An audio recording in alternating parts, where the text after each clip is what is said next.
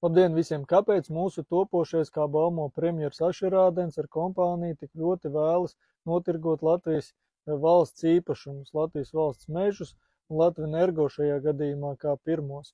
Formāli kotēt biržā, bet faktiski tas nozīmē to, ka Latvijas valstī šie uzņēmumi vairs nepiederēs katrā gadījumā pilnībā. Mēģināsim saprast, kāpēc tas tā notiek. Bez, protams, personīgu interešu iesaistes, ko es nevaru apgalvot, bet, protams, to nav iespējams arī izslēgt, tad kāda šim te varētu būt iemesli. Ja mēs paskatāmies budžetā, tad, ko mēs redzam? Mēs redzam to, šeit lūk ir tātad 2023. gada budžets, varat atrast internetā likums par valsts budžetu 2023, paskatāmies uzreiz aizējam tālāk, 33. pāns, lūk šāds viņš izskatās, noteikt maksimālo valsts parādu 19 miljārdi eiro. 19 miljārdi eiro maksimālais tātad valsts parāds. Kā mēs zinām, ko mums nosaka par maksimālo, tā mums labākajās postpadomju tradīcijās, tas mums būs kā minimums minimālais valsts parāds visticamāk. Tātad, bet pabraucam tagad atpakaļ. Tas būtu viens cipars, kāds mums ir šobrīd parāds, bet tad ir jāzina, ar ko mums vispār ir darīšana. Pabraucam drusciņu atpakaļ, kur mums ir noteikts, cik tad mums vispār ir ieņēmumi un izdevumi. Tātad valstī ienākumi 23. gadam ieņēmumi ir prognozēti. Tātad 12 miljardi 700 miljoni, es atvainojos, un izdevumi 14 miljardi 673 miljoni, rūpi sakot, Milzīgi cipari. Tagad pamēģināsim to saprast tā mazliet vienkāršotāk. Kā tas izskatītos dabā, jebkura cilvēka, teiksim, ikdienā. Tad pieņemsim, ja jums alga ir 1000 eiro uz rokas, pieņemsim, tātad gadā tas būtu 12 000. Pielīdzināsim šiem te ieņēmumiem 12 miljardi, pārvērtīsim tātad 12 000 gadā. Tātad jūsu parāds pret šo ciparu būtu līdzvērtīgs 20 000. 20 000 jūs būtu parādā, un 12 000 ir jūsu gada ienākumi. Principā viss izskatās diezgan skaisti.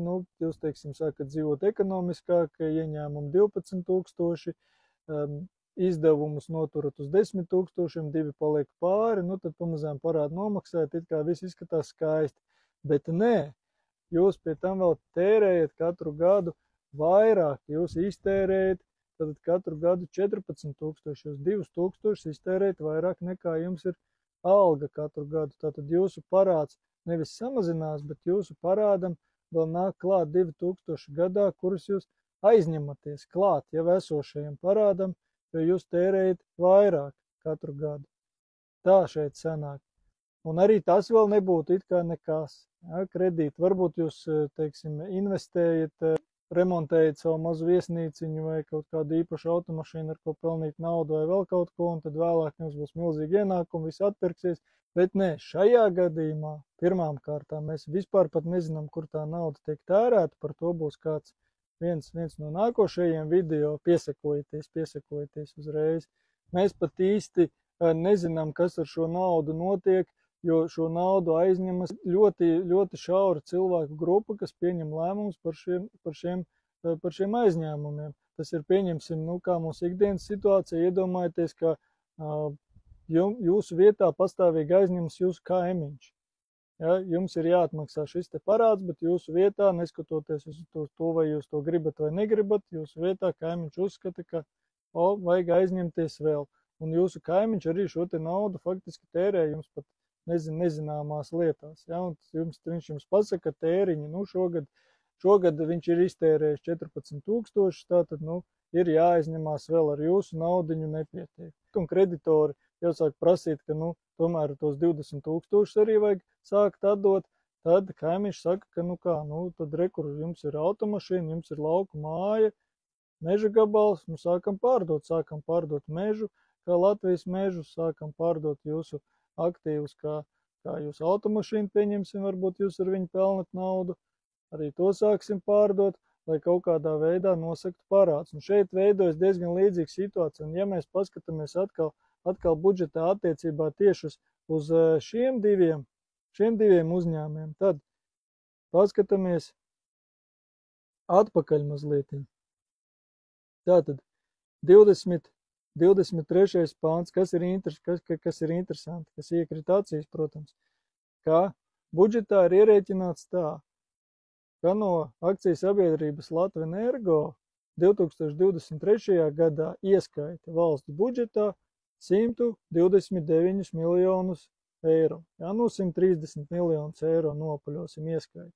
Bet pēc tam jocīgā dīvainā kārtā, tieši tad, kad aptuveni mēs varam nojaust, kad ir paredzēta šo te uzņēmumu jau izpārdošana, privatizācija, kotēšana, vienalga, kā to nodefinēs, katrā gadījumā pārdošana prom no Latvijas valsts īpašuma tiesībām. Tātad 24. gads un 25. gads pēkšņi ļoti dīvaini, bet šo te uzņēmumu iemaksas budžetā, jeb nopelnītā nauda jau uzreiz ir samazinājusies, te gandrīz vai par trešdaļu, 90 miljoni, 88 miljoni, tad pēkšņi tieši šie te abi uzņēmumi ir sākuši palikt tādi neienesīgāki.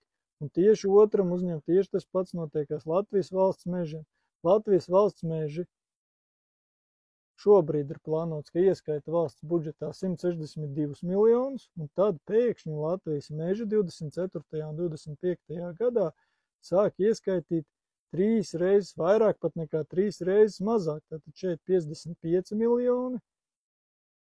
Pēkšņi viņi kļūst tik vārgi, apmēram ap to laiku, kad no viņiem vajadzētu tikt vaļā, iespējams pasniedzot to, ka viņi nemaz jau tik daudz no mums viņiem nav. Un 58 tātad miljoni. Jā, pēkšņi, kas arī ir tādas ļoti dīvainas sakritības, un tajā pašā laikā, ja mēs salīdzinām, šeit ir vēl daži mazāki, protams, valsts uzņēmumi, kas ir augstspēkuma tīkls šobrīd, ja.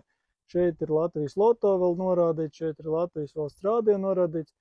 Šiem 3 uzņēmumiem nekādas izmaiņas nav. Viņiem ir ļoti, ļoti minimāls, tur dažu procentu robežās izmaiņas tikai. Bet tieši šiem te pārdodamajiem uzņēmumiem ir ļoti, ļoti lielas izmaiņas. Burtiski valsts pēkšņi jocīgā kārtā sāk zaudēt, te sumāri apmēram kādus 150 miljonus. Izskatās, ka mums šie parādi ir uzaudzēti tik lieli, ka, mēs jau faktiski sākam izpārdot mantu. Līdz tam mēs esam nonākuši, ka mēs jau faktiski sākam pārdot pamazām savus visus kopējos valsts īpašumus. Ko mēs varam darīt? Varam mēs darīt faktiski tikai to, ka mums legālā, protams, veidā no šiem te cilvēkiem ir kaut kādīgi jātiek vaļā. Viņi ir jāizbalso kādās no vēlēšanām vai tam līdzīgi, jo lēmums pieņem cilvēki, tie nav kaut kādas mistiskas būtnes no nekurienes, tieši šie te konkrētie cilvēki, ko mēs paši esam ievēlējuši. Jā, protams, visticamāk, ka kaut kādas daļēji iespējams, ka vēlēšanas tiek kaut kur noviltotas, kaut kas nobauda, bet tik lielā mērā viņas, protams, nevar noviltot, ka tur ir burtiski viss otrādāk. Ja, tāpēc pirmkārtām cilvēkiem jākļūst aktīvākiem, uzrunājiet tos, kas neiet balsot, šos te 40%, kas vispār neiet balsot, runājiet ar viņiem ikdienā, varbūt tās, ka tas tomēr ir svarīgi, ka vajag aiziet izteikt savu viedokli, jo tik daudz nenoviltos, jebkurā gadījumā, pat ja tas notiek.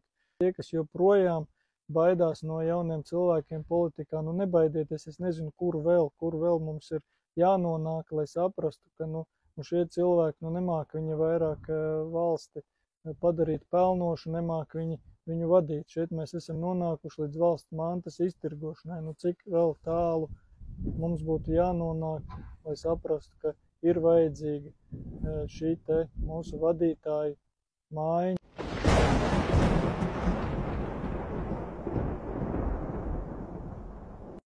Neaizmirstiet, protams, padalīties ar šo video, kā vienmēr, jo varas mēdī neko līdzīgu nerādīs. Tātad TikTok variantā spiežat repost, Facebook variantā spiežat share un piesakojieties šim manam profilam, jo turpmāk arī kaut kādas interesantas lietas paskatīsimies gan budžetā, gan pa citām lietām ik pa laiciņam. Tātad Facebook variantā spiežat vai nu like, vai nu follow, TikTok variantā būs sarkana podziņa follow. Tā, pagaidām, paldies, ka skatījāties.